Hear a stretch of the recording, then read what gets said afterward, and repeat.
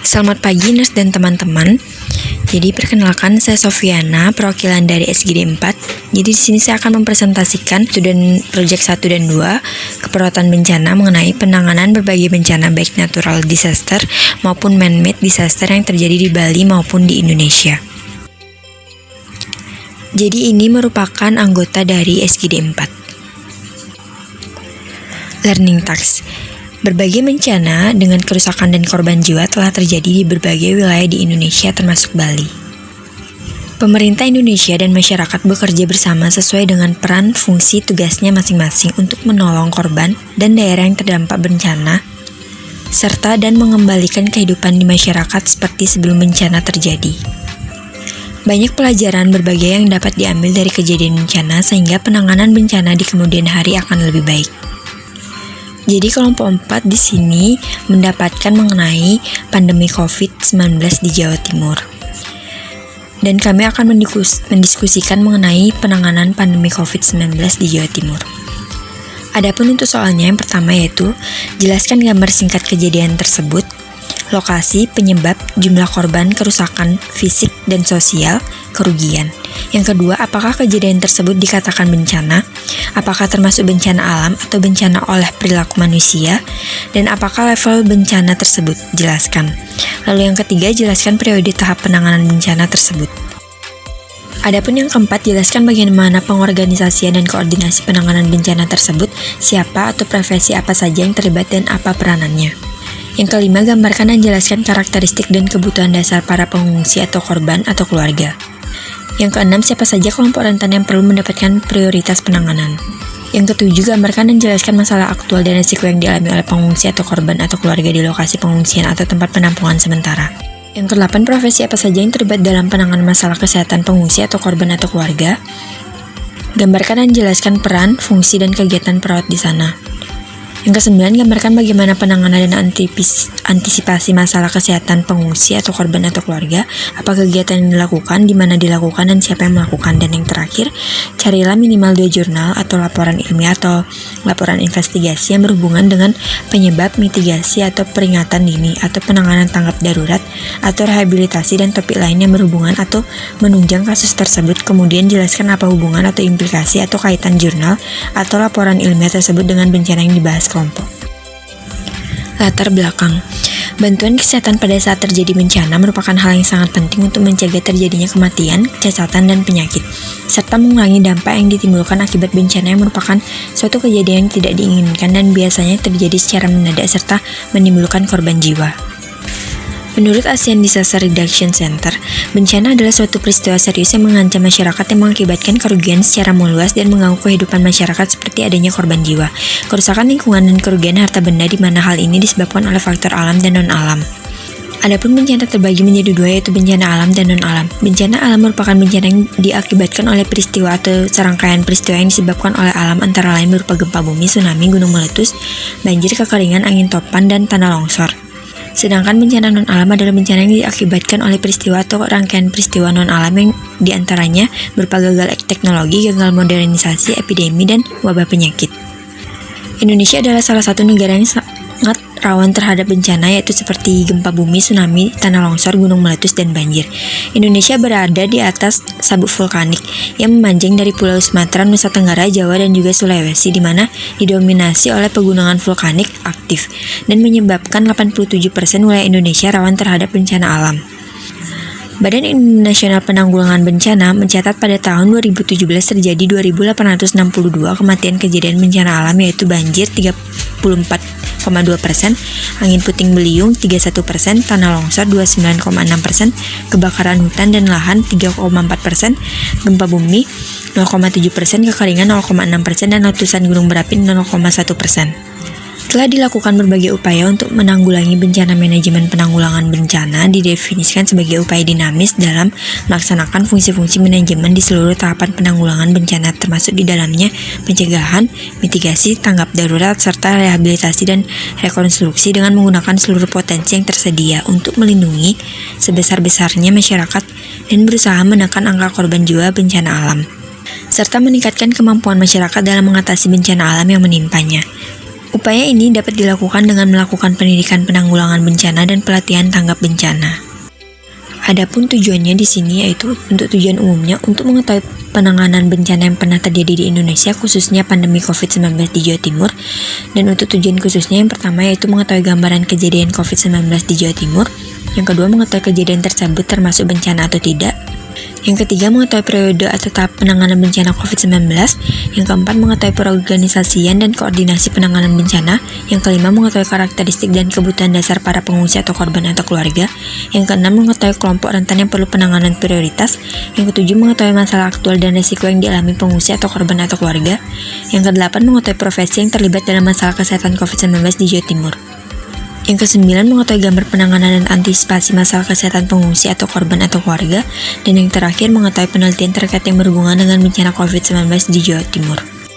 Adapun di sini untuk manfaatnya itu yang pertama bagi masyarakat. Bagi masyarakat dapat menambah informasi terkait gambaran bencana COVID-19 di Jawa Timur, serta meningkatkan protokol kesehatan agar dapat menurunkan situasi pandemi di Indonesia.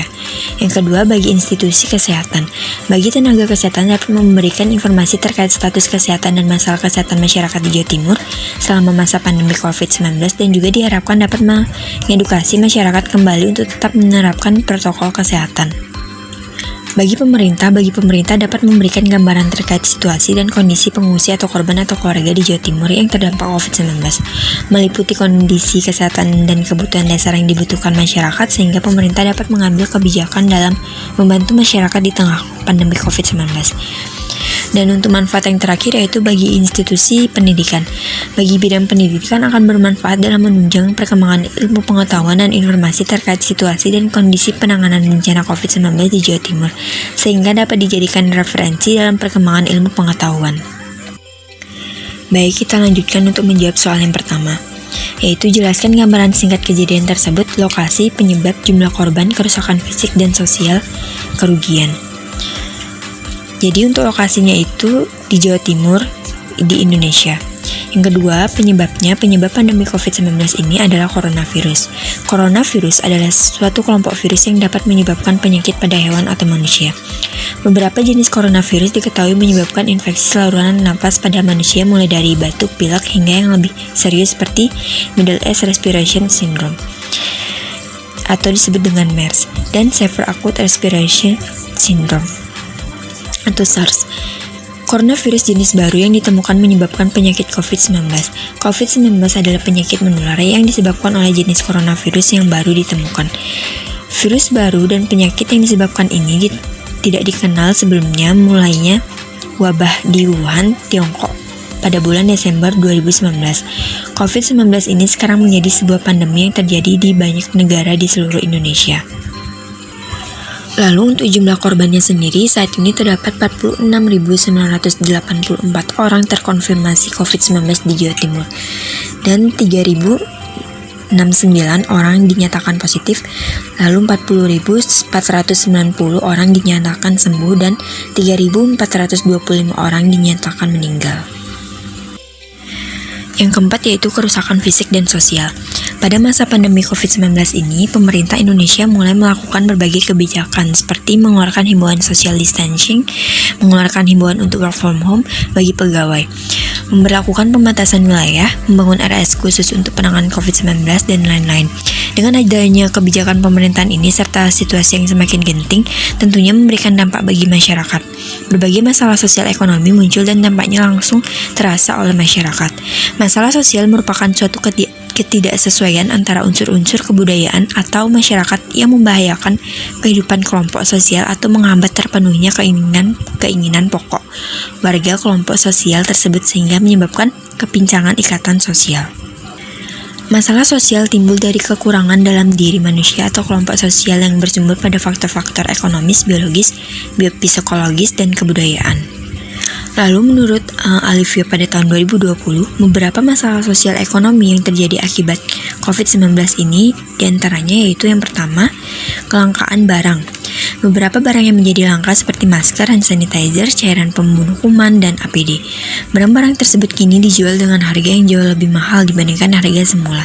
Hal ini dikarenakan jumlah korban COVID-19 terus meningkat di Indonesia, sehingga masyarakat berbondong-bondong membeli barang-barang untuk melindungi diri dan kebutuhan pokok dengan jumlah banyak. Seiring dengan isu lockdown di Indonesia, masyarakat cenderung melakukan penimbunan barang yang mana disebut dengan panic buying. Kurangnya informasi menyebabkan masyarakat panik sehingga merespon dengan belanja secara masif dalam upaya penyelamatan diri. Kekhawatiran yang dirasakan oleh masyarakat yaitu khawatir harga naik jika tidak segera belanja dan khawatir barang akan segera habis. Lalu yang kedua yaitu disorganisasi dan disfungsi sosial. Berdasarkan berita yang beredar dalam masyarakat, terdapat prasangka dan diskriminasi terhadap korban COVID-19. Prasangka dan diskriminasi ini disebabkan oleh ketakutan masyarakat terhadap situasi yang tidak menentu akibat penyebaran virus corona. Sikap masyarakat ini berawal dari adanya prasangka sehingga kemudian memunculkan sikap diskriminatif. Prasangka dan diskriminasi ini merupakan perwujudan dan disorganisasi sosial. Kasus COVID-19 ini bukan hanya menyebabkan disorganisasi sosial, namun juga menyebabkan disfungsi sosial. Disfungsi sosial terjadi ketika seseorang tidak mampu menjalankan fungsi sosial yang sesuai dengan status sosial akibat rasa takut terhadap COVID-19. Lalu selanjutnya tindakan kriminal. Masalah COVID-19 juga dikhawatirkan berdampak pada peningkatan tindakan kriminal. Tindakan kriminal yang dilakukan bisa beragam seperti pencurian alat pelindung diri yang tengah langka saat ini, pembuatan hand sanitizer atau desinfektan palsu yang justru membahayakan kesehatan, penipuan harga bahan pokok, dan lain-lain. Lalu selanjutnya melemahnya sektor pariwisata. Sektor pariwisata merupakan salah satu sektor yang berkontribusi besar bagi pendapatan daerah maupun bagi peningkatan lapangan kerja bagi masyarakat. Namun sejak kasus COVID-19 meningkat, berbagai tempat wisata harus ditutup dalam waktu yang belum ditentukan demi mencegah penyebaran corona. Dengan ditutupnya berbagai tempat wisata, otomatis akan mempengaruhi pada pendapatan daerah dan khususnya pendapatan masyarakat. Bagi daerah yang mengandalkan sektor pariwisata sebagai penyumbang pendapatan daerah terbesar, maka harus waspada dengan penurunan pendapatan daerah akibat ditutupnya tempat-tempat wisata. Selain itu, penutupan tempat wisata juga berpengaruh pada para pekerja yang juga mengandalkan pemasukan dari sektor pariwisata, terutama pekerja sektor informasi yang penghasilannya tidak tetap. Selanjutnya yaitu angka kemiskinan dan pengangguran meningkat. Kasus corona di Indonesia telah hampir melumpuhkan kegiatan ekonomi masyarakat. Sejak pemerintah menerapkan berbagai kebijakan seperti work from home, pembatasan wilayah, dan penutupan berbagai tempat publik seperti tempat wisata, banyak perusahaan atau perkantoran yang meliburkan pegawainya. Para pengusaha UMKM juga bahkan ada yang memutihkan karyawan sebagai antisipasi dampak penutupan usaha dalam waktu yang belum ditentukan. Tidak hanya itu, pekerja sektor informal juga sangat dirugikan akibatnya kasus corona ini. Para pekerja informal yang biasanya mendapatkan pendapatan harian kini kesulitan untuk memenuhi kebutuhannya. Mereka adalah pekerja warung, toko kecil, pedagang asongan, pedagang di pasar, pengendara ojek online, hingga pekerja lain yang menggantungkan hidup dari pendapatan harian, termasuk di pusat-pusat perbelanjaan. Akibatnya, mereka memilih pulang kampung ke daerah masing-masing karena tidak sanggup menanggung beban kehidupan tanpa adanya kepastian pemasukan. Lalu yang terakhir, kerugian. Pandemi ini menimbulkan korban jiwa serta kerugian material dan telah berdampak pada aspek sosial ekonomi dan kesejahteraan masyarakat. Pembangunan difokuskan pada pemulihan industri pariwisata, investasi, kesehatan, dan infrastruktur di Jawa Timur. Sektor pertama yang paling terkena imbas adalah sektor jasa seperti pariwisata. Baik, kita lanjut untuk soal berikutnya, yaitu apakah kejadian tersebut dikatakan bencana, apakah termasuk bencana alam atau bencana oleh perilaku manusia, dan apakah level bencana tersebut? Jelaskan. Menurut ASEAN Disaster Reduction Center, bencana adalah suatu peristiwa serius yang mengancam masyarakat, yang mengakibatkan kerugian secara meluas dan mengganggu kehidupan masyarakat, seperti adanya korban jiwa, kerusakan lingkungan, dan kerugian harta benda, di mana hal ini disebabkan oleh faktor alam dan non-alam. Bencana alam merupakan bencana yang diakibatkan oleh peristiwa atau serangkaian peristiwa yang disebabkan oleh alam, antara lain berupa gempa bumi, tsunami, gunung meletus, banjir, kekeringan, angin topan, dan tanah longsor. Sedangkan bencana non-alam adalah bencana yang diakibatkan oleh peristiwa atau rangkaian peristiwa non-alam yang antara lain berupa gagal teknologi, gagal modernisasi, epidemi, dan wabah penyakit. Dalam pernyataan tersebut dapat dikatakan bahwa yang pertama, pandemi COVID-19 di Jawa Timur merupakan bencana. Yang kedua, pandemi COVID-19 di Jawa Timur merupakan bencana non-alam karena diakibatkan oleh wabah penyakit. Lalu yang ketiga, pada peta sebaran data COVID-19 di Jawa Timur saat ini kasus positif COVID-19 sebanyak yaitu 3.093, sembuh dari COVID-19 sebanyak 40.218, dan kasus yang meninggal sebanyak 3.404, sehingga total yang terkonfirmasi yaitu sebanyak 46.715. Sehingga dari data tersebut, pandemi COVID-19 di Jawa Timur termasuk level 2, karena kasus COVID-19 di Jawa Timur sudah menurun, dan terkonfirmasi sembuh meningkat, di mana yang positif saat ini yaitu 3.093 dan yang sembuh yaitu sekitar 40.218. Lalu untuk soal yang ketiga yaitu jelaskan periode tahap penanganan bencana tersebut. Tahap penanganan bencana yang dilakukan oleh gubernur dalam penanganan bencana COVID-19 di Jawa Timur yaitu yang pertama tahap prakondisi. Tahap prakondisi merupakan tahapan awal yang dilakukan pemerintah Provinsi Jawa Timur dengan memberikan informasi yang holistik, jelas, dan mudah dipahami oleh masyarakat.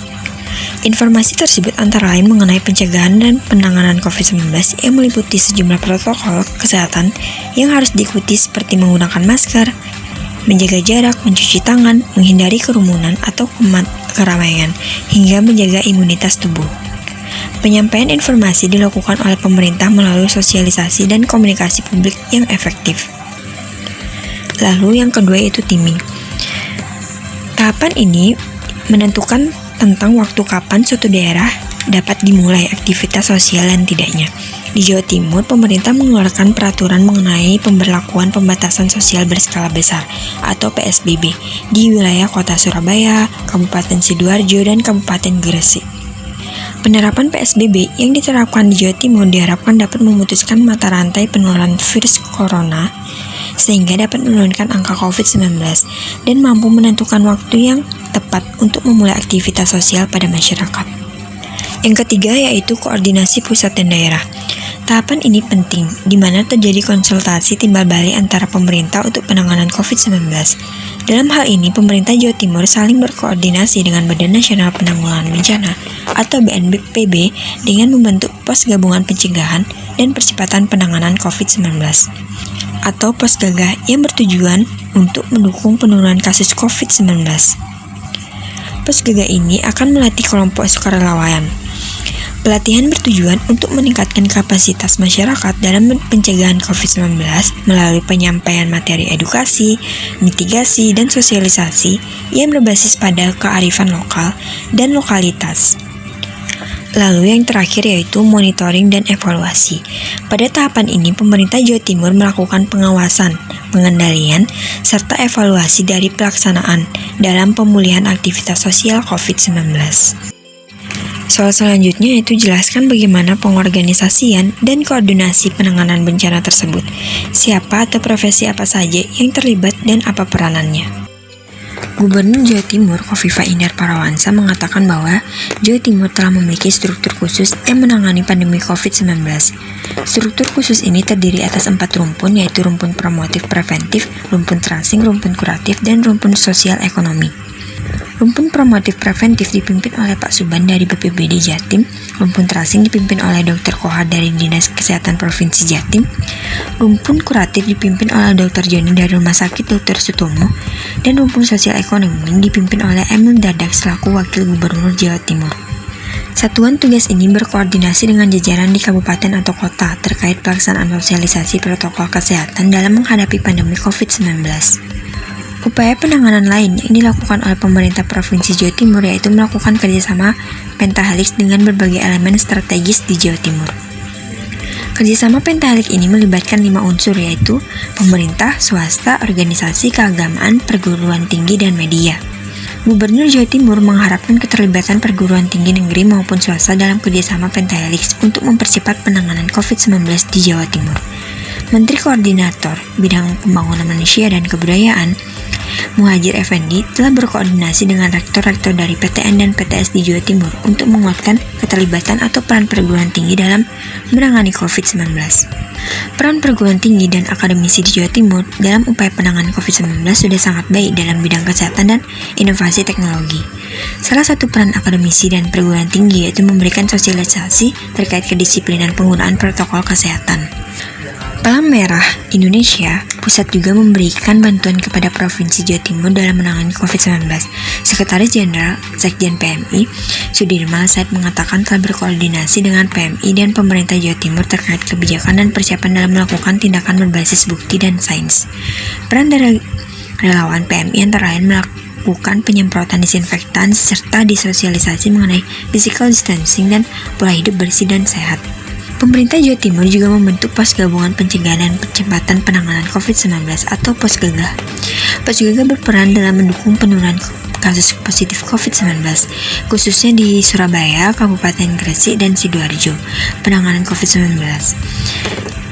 Pos Gagah melakukan kegiatan yang berfokus pada aktivitas pencegahan. Pos Gagah juga melatih kelompok ibu dan sukarelawan untuk meningkatkan kapasitas masyarakat dalam mencegah COVID-19 melalui penyampaian edukasi, mitigasi, dan sosialisasi berbasis kearifan lokal. Pos Gagah berkoordinasi dengan akademisi, lembaga atau organisasi swasta, dan pemerintah dalam memberikan materi kepada kelompok ibu dan sukarelawan. Profesi lain juga memiliki peranan besar dalam penanganan COVID-19 di Jawa Timur, yaitu tenaga kesehatan. RSUD Dr. Sutomo merupakan salah satu rumah sakit yang menangani banyak pasien COVID-19 di Jawa Timur. Tenaga kesehatan berperan dalam merawat pasien-pasien COVID-19. Tenaga kesehatan di RSUD Dr. Sutomo selalu melakukan koordinasi dengan Dinas Kesehatan Kota Surabaya untuk memaparkan prevalensi dan kondisi pasien COVID-19 yang dirawat. Dinas Kesehatan Kota Surabaya memerlukan data tersebut untuk pelacakan warga yang terpapar COVID-19 sehingga penularan dapat dicegah. Soal selanjutnya itu gambarkan dan jelaskan karakteristik dan kebutuhan dasar para pengungsi atau korban atau keluarga. Berikut merupakan gambar peta sebaran COVID-19 di Jawa Timur. Juru bicara Satgas Penanganan COVID-19, yaitu Wiku Adhisa Smito, menyebutkan bahwa Jawa Timur tidak lagi tercatat sebagai zona merah atau daerah risiko tinggi penularan COVID-19. Kondisi ini berdasarkan hasil analisis data mingguan per 4 Oktober 2020. Jawa Timur juga tercatat memiliki persentase kesembuhan tertinggi dibandingkan dengan 10 provinsi dengan kasus terbanyak. Rasio kesembuhan di Jawa Timur 88,53% dengan jumlah hingga kemarin 38.980 orang. Meski demikian, Jawa Timur masih tercatat sebagai provinsi dengan jumlah kematian dan rasio kematian tertinggi di Indonesia. Tentunya jumlah kematian tak bisa ditekan karena sudah berlalu, namun tentu rasio kematian dari total kasus bisa dipertahankan agar tidak meningkat. Caranya, waktu dengan melakukan treatment atau perawatan terhadap pasien-pasien kasus aktif, Wiku mengatakan kedisiplinan masyarakat dalam menjalankan protokol kesehatan adalah modal untuk meningkatkan dan menekankan angka penularan COVID-19. Hal ini sangat bisa karena sudah dicontohkan oleh sejumlah provinsi. Pelaksanaan PSBB dilakukan selama masa inkubasi terpanjang, yaitu 14 hari. Jika masih terdapat bukti penyebaran berupa adanya kasus baru, dapat diperpanjang dalam masa 14 hari sejak ditemukannya kasus terakhir.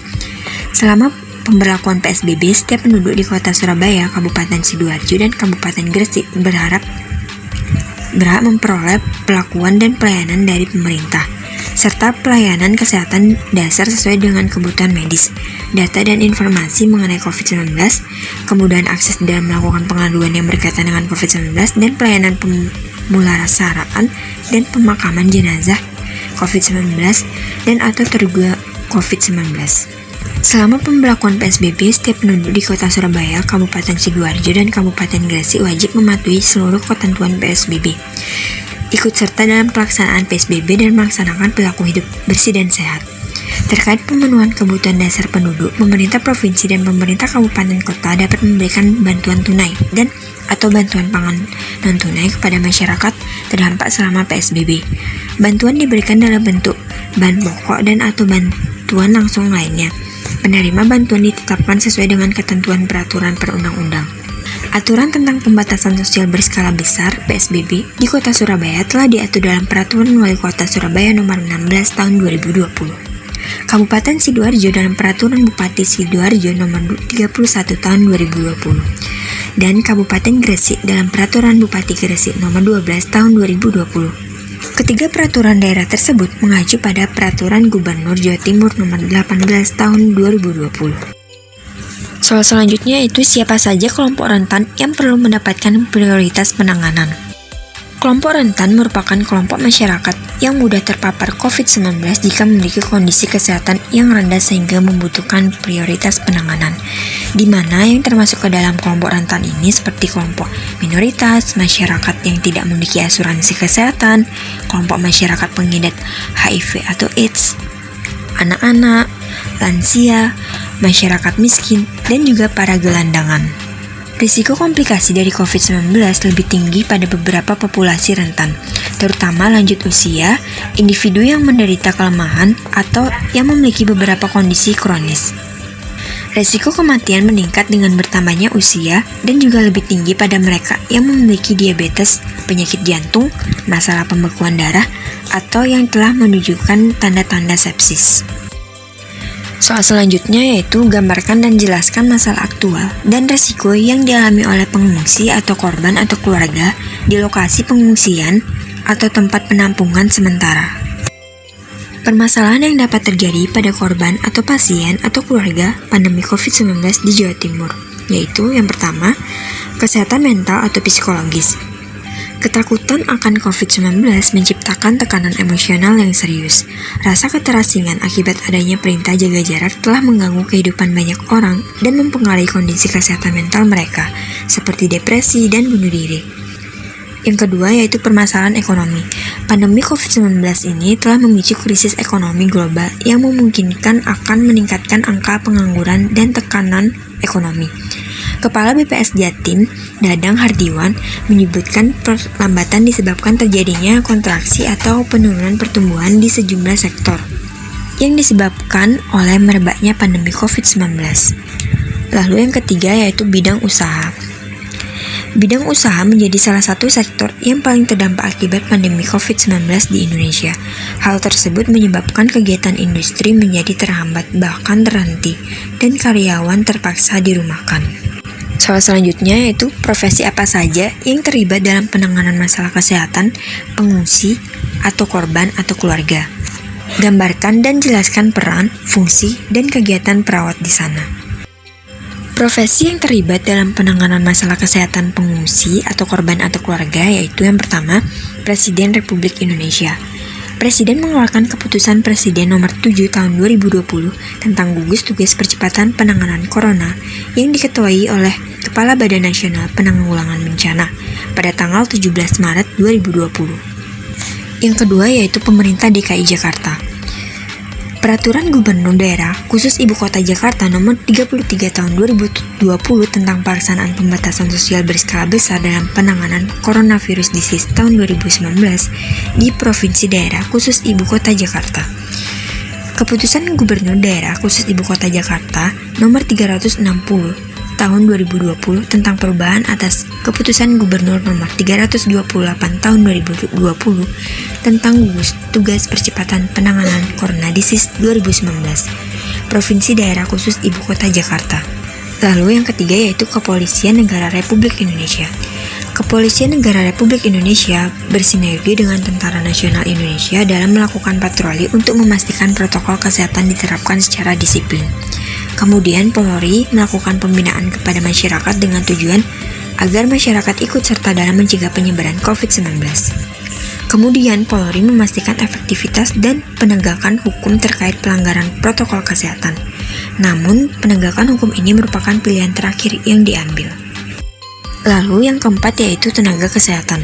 Dalam masa kritis pandemi COVID-19, tenaga kesehatan merupakan profesi yang berada di garda terdepan dan bertempur langsung berhadapan dengan COVID-19. Tenaga kesehatan juga merupakan peranan penting dalam meningkatkan kualitas pelayanan kesehatan kepada masyarakat. Tenaga kesehatan terdiri dari berbagai Profesi kesehatan meliputi dokter, perawat, psikolog, terapis, tenaga farmasi, analis, radiografer, gizi, dan kesehatan lingkungan yang melakukan kolaborasi dalam penanganan COVID-19 dengan cara menegakkan diagnosis, melaksanakan pengobatan, dan tindakan terhadap pasien COVID-19 sesuai indikasi klinis. Dalam pemberian penanganan dilakukan secara optimal dan berkualitas agar pasien mendapatkan pelayanan yang komprehensif berfokus pada pasien atau patient-centered care secara berkesinambungan sesuai dengan kebutuhan medis pasien dan berbasis keselamatan pasien. Setiap profesi tersebut tentunya memiliki peran, fungsi, dan tugasnya masing-masing. Adapun peran, fungsi, dan kegiatan tenaga kesehatan khususnya perawat dalam menangani pasien yang terkena COVID-19 yaitu: yang pertama, fungsi dari profesi perawat dalam penanganan COVID-19 membantu individu atau pasien untuk meraih kesehatan yang optimal dan meningkatkan kesehatan serta mencegah resiko terpapar kembali dari penyakit COVID-19. Lalu, peran dan kegiatan dalam profesi perawat dalam penanganan COVID-19 yaitu yang pertama, peran sebagai caregiver. Peran sebagai caregiver atau pemberi asuhan keperawatan berfungsi untuk membantu pasien untuk mendapatkan kesehatannya kembali. Dalam penanganan pasien COVID-19, perawat berperan dalam tata kelola pasien di rumah sakit baik secara independen maupun kegiatan yang bersifat interdependen. Yang kedua yaitu peran sebagai edukator. Perawat sebagai edukator berfungsi dalam pemberian edukasi kepada pasien maupun keluarga pasien. Pemberian edukasi merupakan hal yang penting untuk meningkatkan pengetahuan pasien terkait dengan permasalahan kesehatan yang dihadapi. Pada masa pandemi saat ini, pemberian edukasi sangat penting dilakukan untuk meningkatkan kesadaran pentingnya mematuhi protokol kesehatan sebagai upaya pencegahan penularan COVID-19. Adapun jenis-jenis edukasi yang dapat diberikan kepada masyarakat yaitu menyediakan media edukasi secara online mengenai penerapan protokol kesehatan seperti memakai masker, jaga jarak, dan cuci tangan pakai sabun. Lalu penyampaian informasi mengenai faktor risiko penularan COVID-19 bagi pengunjung pelayanan kesehatan dan penyampaian informasi alur pemeriksaan diri atau rapid test atau PCR. Lalu yang ketiga yaitu peran sebagai konselor. Perawat sebagai konselor berperan dalam memberikan layanan konsultasi bagi klien. Pada masa pandemi, perawat dapat memberikan konseling kepada klien terkait permasalahan kesehatan yang dialami selama masa pandemi. Beberapa kegiatan yang dapat dilakukan yaitu memberikan motivasi kepada klien untuk tetap tenang dalam menghadapi pandemi saat ini dan memberikan saran terkait kondisi kesehatannya.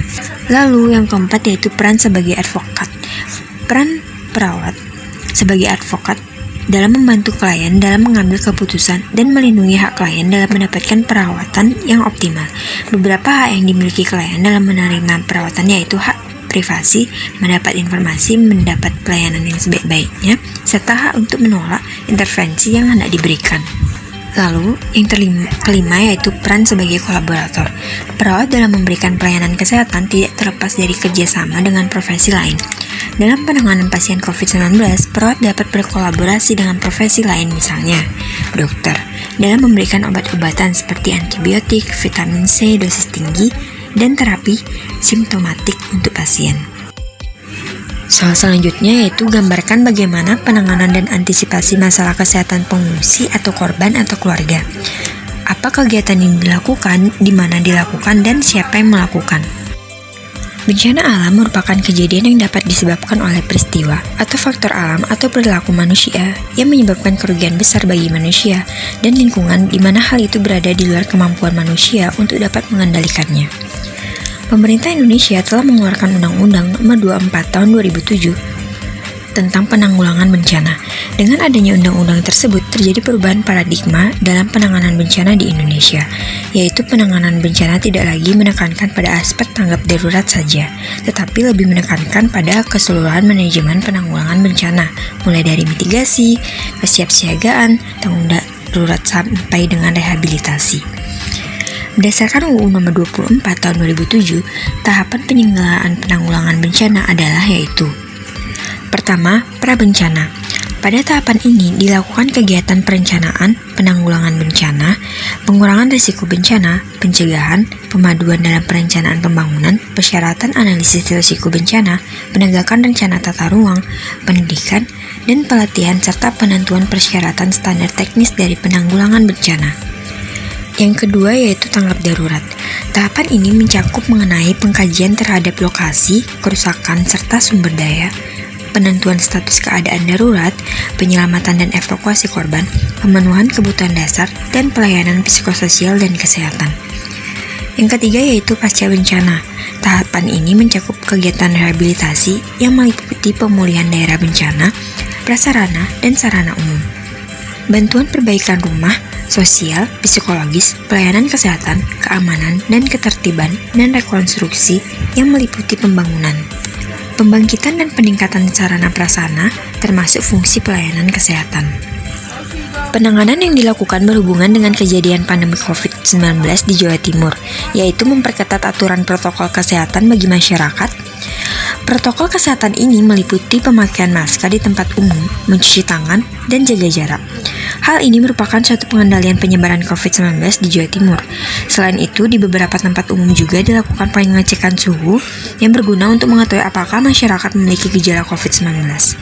Jika terdeteksi mengalami gejala COVID-19, tentunya dari masyarakat yang bersangkutan akan diisolasi dan dirawat di rumah sakit yang ditujukan untuk menangani pasien COVID-19. Kemudian, dari tenaga kesehatan juga akan melakukan tracking kontak COVID-19. Soal yang terakhir yaitu carilah minimal 2 jurnal atau laporan ilmiah atau laporan investigasi yang berhubungan dengan penyebab, mitigasi, atau peringatan dini, atau penanganan tanggap darurat, atau rehabilitasi dan topik lain yang berhubungan atau menunjang kasus tersebut. Kemudian jelaskan apa hubungan atau implikasi atau kaitan jurnal atau laporan ilmiah tersebut dengan bencana yang dibahas kelompok. Adapun salah satu jurnal yang kami dapat yaitu dengan judul Langkah Taktis Pencegahan COVID-19 di Desa Lowayu, Kecamatan Dukun, Kabupaten Gresik. Pada jurnal yang dipaparkan tentang langkah-langkah pencegahan yang dilakukan oleh pemerintah di Desa Lowayu, Kecamatan Dukun, Kabupaten Gresik, Jawa Timur. Cara pencegahan yang masyarakat desa lakukan adalah pembentukan Satgas COVID-19 yang bertugas memantau keluar masuknya masyarakat di 6 jalur keluar dan masuk ke Desa Lowayu. Hal-hal yang dilakukan untuk mencegah COVID-19 di Desa Lowayu adalah yang pertama, keluar masuk Desa Lowayu wajib pakai masker. Yang kedua, cuci tangan setiap masuk desa dan pengecekan suhu badan. Yang ketiga, masyarakat desa lain dilarang masuk jika tidak ada kepentingan. Yang keempat, karantina selama 14 hari bagi warga yang mudik dari luar kota atau negara. Yang kelima, pasar dikhususkan untuk warga Desa Lowayu namun tetap wajib pakai masker. Yang keenam, penyemprotan disinfektan di Gapura Barat dan Timur dilakukan secara kondisional. Dan yang terakhir, selalu menghimbau masyarakat Desa Lowayu dalam pencegahan virus corona dengan memakai mobil sehat milik desa. Kemudian untuk komunikasi, informasi, dan edukasi, pihak Desa Lowayu selalu memberikan himbauan untuk mematuhi protokol kesehatan dengan melakukan pengumuman dengan menggunakan mobil keliling desa, pemasangan banner dan poster, dan menyediakan tempat cuci tangan di fasilitas umum. Tujuan dari seluruh strategi tersebut diharapkan dapat meminimalisasi penyebaran dan pencegahan coronavirus disease 19. Lalu adapun jurnal yang selanjutnya yang kami dapatkan yaitu berjudul Alternatif Strategi Penanganan Dampak Ekonomi COVID-19 Pemerintah Daerah Jawa Timur pada Kawasan Agropolitan. Pada jurnal tersebut dijelaskan mengenai penanganan dampak COVID-19 terhadap ekonomi yang dilakukan oleh pemerintah daerah Jawa Timur. Penyebaran COVID-19 di Indonesia berbagai dampak, mulai dari dampak kesehatan hingga dampak ekonomi. Dampak ekonomi menyebabkan pemerintah melakukan langkah-langkah untuk penanganan dengan membentuk Satuan Tugas Penanganan Penyebaran COVID-19 dan membuat beberapa regulasi dalam menghadapi pandemik yang berlangsung, di antaranya dengan menetapkan protokol kesehatan dan pembatasan sosial berskala besar, yang menyebabkan menurunnya kegiatan ekonomi masyarakat. Penanganan pemerintah daerah terhadap dampak ekonomi yaitu dengan optimalisasi potensi ekonomi lokal. Provinsi Jawa Timur memiliki potensi yang baik di bidang agraris, sehingga dikembangkan program pengembangan kawasan agropolitan, di mana kebutuhan akan makanan merupakan faktor utama untuk kelangsungan hidup masyarakat. Adapun beberapa langkah yang telah tercantum dalam Keputusan Gubernur Nomor 188/40 atau KTPS atau 13 atau 2015 untuk memaksimalkan potensi kawasan agropolitan di tengah pandemi COVID-19, yaitu dengan penguatan regulasi tertulis oleh pemerintah, peningkatan kerjasama antara pemerintah dengan semua pihak terkait, diverifikasi produk, digitalisasi pemasaran, peningkatan kegiatan edukasi, dan peningkatan kemudahan akses permodalan. Tujuan dari penanganan tersebut untuk menggali alternatif kebijakan pemerintah Jawa Timur dalam menangani dampak ekonomi dengan memaksimalkan kawasan agropolitan. Adapun kesimpulan dan saran pada student project yang telah kami susun, yaitu yang pertama kesimpulan. Penyebab pandemi COVID-19 ini adalah coronavirus. Coronavirus adalah suatu kelompok virus yang dapat menyebabkan penyakit pada hewan atau manusia. Pandemi COVID-19 di Jawa Timur merupakan bencana non-alam karena diakibatkan oleh wabah penyakit. Upaya penanganan yang dilakukan oleh pemerintah Provinsi Jawa Timur yaitu melakukan kerjasama pentahelix dengan berbagai elemen strategis di Jawa Timur. Resiko komplikasi dari COVID-19 lebih tinggi pada beberapa populasi rentan, terutama lansia usia, individu yang menderita kelemahan, atau yang memiliki beberapa kondisi kronis. Salah satu jurnal yang didapatkan dengan judul Langkah Taktis Pencegahan COVID-19 di Desa Lowayu, Kecamatan Dukun, Kabupaten Gresik. Pada jurnal dipaparkan tentang langkah-langkah pencegahan yang dilakukan oleh pemerintah di Desa Lowayu, Kecamatan Dukun, Kabupaten Gresik, Jawa Timur. Cara pencegahan yang masyarakat desa lakukan adalah pembentukan Satgas COVID-19 yang bertugas memantau keluar masuknya masyarakat di 6 jalur keluar dan masuk desa Lowayu. Yang kedua yaitu saran. Masalah penanggulangan bencana tidak hanya menjadi beban pemerintah atau lembaga-lembaga yang terkait, tetapi juga diperlukan dukungan dari masyarakat umum. Diharapkan masyarakat dari tiap lapisan dapat ikut berpartisipasi dalam upaya penanggulangan bencana. Adapun ini merupakan beberapa daftar pustaka yang kami gunakan dalam pembuatan student project. Baik, sekian presentasi dari perwakilan SGD 4, kurang lebihnya saya mohon maaf dan terima kasih.